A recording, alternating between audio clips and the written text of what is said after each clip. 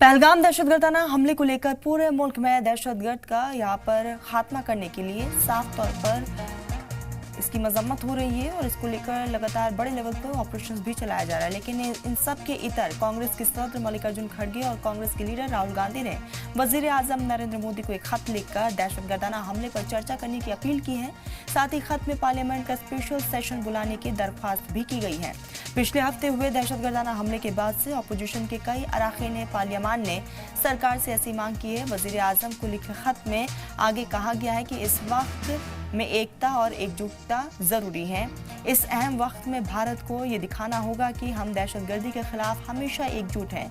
खड़गे के मुताबिक पार्लियामेंट का स्पेशल सेशन बुलाकर सभी 22 अप्रैल को बेकसूर शहरियों पर पहलगाम में हुए बुज़दिलाना दहशतगर्दाना हमले से निपटने के लिए हम अपने इज्तिमाई अज़म और इरादे का एक ताकत पर मुजाहरा करेंगे। हमें उम्मीद है कि सेशन जल्द बुलाया जाएगा। राहुल गांधी ने भी प्रधानमंत्री नरेंद्र मोदी को आज एक चिट्ठी लिखी है।